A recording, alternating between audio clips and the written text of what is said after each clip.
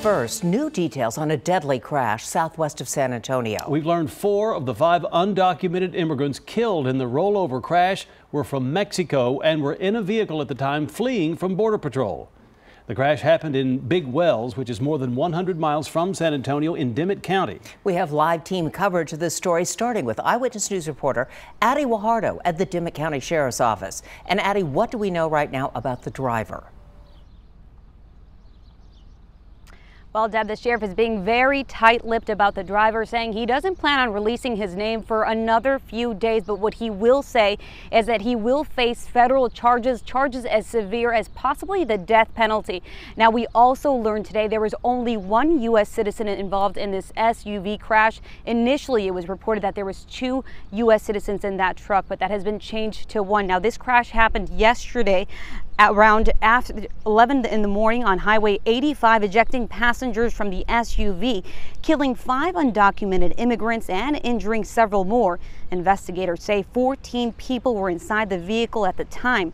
Now, we're told by the sheriff's office all of them are from Mexico, but I reached out to the Mexican consulate, who says they can only confirm that a majority of them are from Mexico. Now, the chase was initiated by Border Patrol about 12 miles west of Big Wells on Highway 85. Border Patrol says they believe the truck was part of a smuggling event, and officers called the county sheriffs for backup.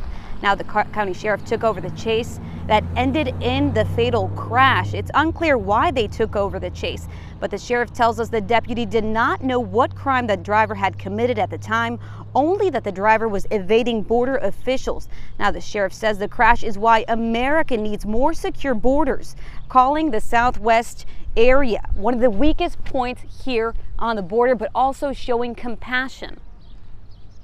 Not just a wall alone. I know, there needs to be sensors, there needs to be cameras, there needs to be personnel to man it, there needs to be air assets. For Mexico, I'd be coming across to the U.S. myself, and I'd be getting caught and I'd be getting in trouble. I'd be wanting to make a better home for my family, and I truly mean that. I have a heart and I have compassion. Now, this crime is being handled as a human smuggling crime by the Homeland Security Investigations. And as I said earlier, I did reach out to the Mexican consulate. They do tell me they have been able to reach the families of 2 of the victims to get their loved ones and be able to transport them back to their homeland. They are working to reach out to the other 2 victims. Now, that 5th victim, right now they're working to confirm where that victim is from. And Aaron Wright right now joins us live at BAMC. Aaron, the sheriff here is telling me there is 1 person in critical condition. What can you tell us about this?